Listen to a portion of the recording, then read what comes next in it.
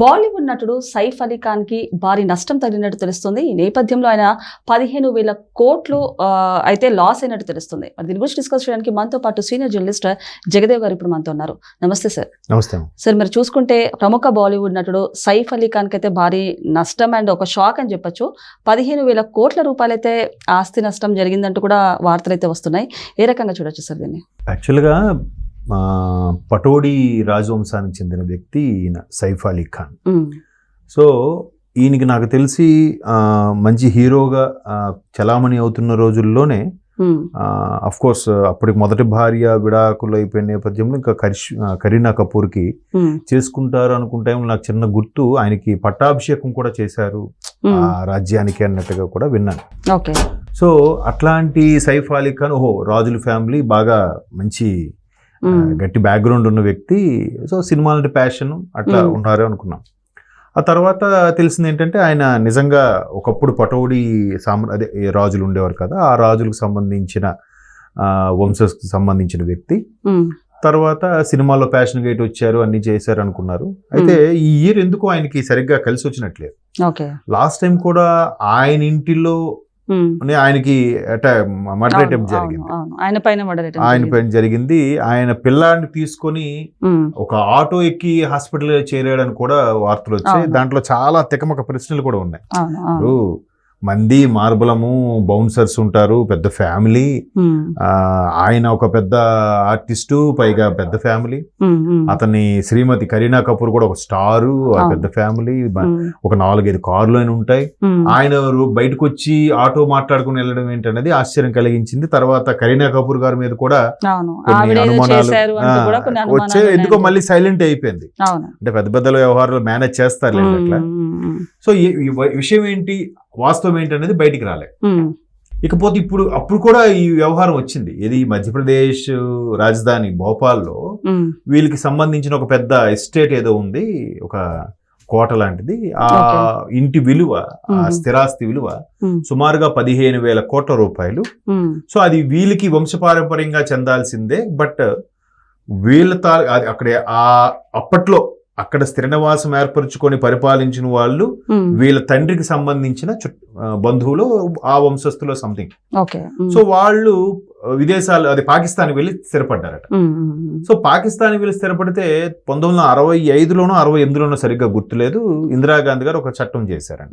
అంటే ఏదైతే 47-48లో ఇండియా పాకిస్తాన్ విడిపోయిన తర్వాత చాలా మంది అటు వాళ్ళు ఇటు వచ్చారు, ఇటు వాళ్ళు అటు వెళ్ళిపోయారు. కొంతమంది లేదు మేము ఎక్కడే పుట్టాం, ఎక్కడే ఉంటాం అనుకున్న వాళ్ళు ఉన్నారు. ఆ సమయంలో భారతదేశంలో ఉన్న వాళ్ళు బాగానే ఉన్నారు, కానీ పాకిస్తాన్ లో ఉన్న వాళ్ళు చాలా సఫర్ అయ్యారు, చాలా మంది ఓచుకోతకు గురయ్యారు. సుమారుగా 2 కోట్ల మంది చనిపోయారు కూడా, హిందువులే, కేవలం హిందువులు పాకిస్తాన్. పంజాబ్ అనే ఏదైతే పంజాబ్ సింధు ఏదైతే స్టేట్ ఉందో మన అదే పక్కన పాకిస్తాన్ లో, అక్కడ ఎక్కువగా హిందువులు ప్రాభం ఉన్న రాష్ట్రం కూడా ఈ రోజుకి హిందూ 0.2% ఎంతో ఉన్నారంట, అంతే 0.1%. వాళ్ళందరూ వెళ్ళగొట్టడం. ఎందుకంటే కొన్ని సినిమాల్లో కూడా చూపించారు మనకి.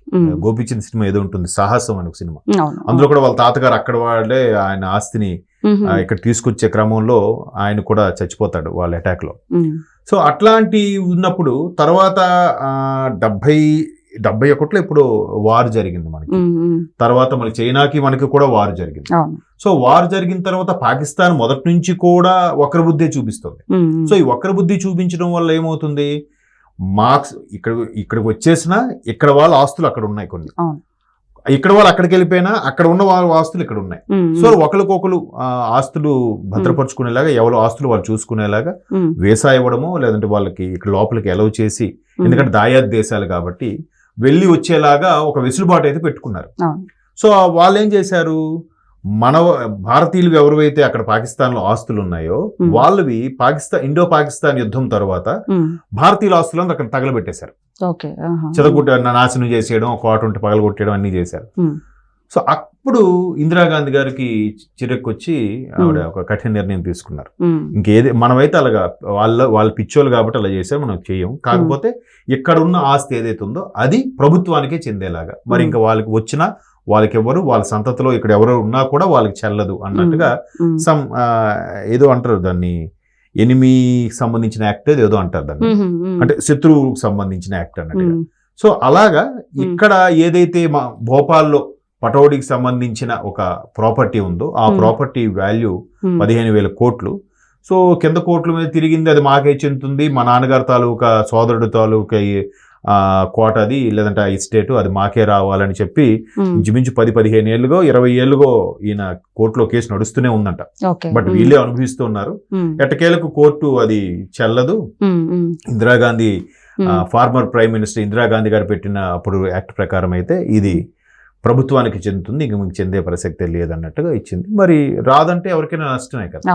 సో అదే ఇప్పుడు నడుస్తుంది. కాకపోతే ఆయన సైఫ్ అలీ ఖాన్ ఒక విధంగా బాలీవుడ్ లో ఖాన్ త్రయం నడుస్తున్న రోజుల్లో కూడా ఆయన ఖాన్ గా మళ్ళీ ఎంట్రీ ఇచ్చి మంచి యూత్ హీరోగా కూడా క్రేజ్ సంపాదించుకున్నప్పటికీ కూడా ఎందుకో ఈ అమీర్ ఖాన్, సల్మాన్ ఖాన్, షారుఖ్ ఖాన్ గారి అంత రేంజ్ కి రాలేకపోయాడు. మేబీ ఆస్తుల వ్యవహారం అవి ఉండొచ్చు, లేదా నీకు వేరే వ్యాపకాలే ఉండొచ్చు.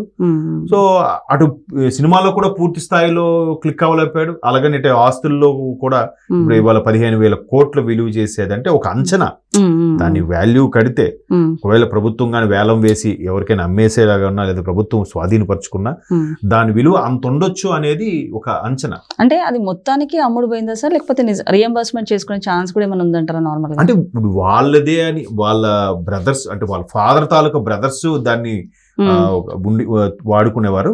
అక్కడ నుంచి వాళ్ళు పాకిస్తాన్ వెళ్ళిపోయారు కాబట్టి ఇంకా వాళ్ళ తాలూకు వారసులు మేము కాబట్టి మేమే అది వాడుకుంటామనే లెక్కలో ఈయన కోర్టుకి వెళ్ళారు. బట్ ఎవరైతే వీళ్ళ తాలూకు బాబాయ్ అవుతాడో పెదనాన్న అవుతాడో సంథింగ్, వాళ్ళు పాకిస్తాన్ స్థిరపడ్డారు కాబట్టి ఇంకా అది ఆస్తి మీకు చెందదు, ఇక్కడ ప్రభుత్వానికి చెందుతుంది అనేది. బట్ ఇన్ని రోజులు వాళ్ళు ఆ పటౌడీకి సంబంధించిన కొన్ని రకాల ఎస్టేట్లు, ఆస్తులు వీళ్ళు ఆల్మోస్ట్ చాలా వరకు అనుభవించారు. కోటలు, ప్యాలెస్లన్నీ అనుభవించారు కాబట్టి చెప్తున్నాను కదా. స్టార్టింగ్ అంటే 90s స్టార్టింగ్ లో ఎప్పుడో ఆయనకు ఒక పట్టాభిషేకం జరిగినట్టు కూడా నాకు చిన్న గుర్తుంది. అంటే ఫస్ట్ ఏదో ఏ దిల్లగి అనే సినిమాతో ఆయన ఎంట్రీ ఇచ్చాడు బాలీవుడ్ లో, ఏ దిల్లగి అని. తర్వాత తూకిలాడి మేయనాడి అని చాలా చాలా సినిమాల్లో మంచి మంచి హిట్స్ వచ్చాయి. సో ఆ తర్వాత ఇప్పుడు ఆయనకి పట్టాభిషేకం కూడా జరిగింది. అంటే ఇలాగ ఈ పటౌడీ సామ్రాజ్యానికి యువరాజు అన్నట్టుగా. సో మొత్తానికి వాటన్నిటిపై బేస్ అయ్యుకుని వీళ్ళు ఇన్ని రోజులు అనుభవించారు. ఇప్పుడు ఒక్కసారి అది మీది కాదు అంటే కొంచెం పెయిన్ ఉంటుంది. బట్ యాక్ట్ ప్రకారం అయితే ఇంకా అది ప్రభుత్వం దాన్ని స్వాధీనపరుచుకుంటుంది. Okay sir, thank you.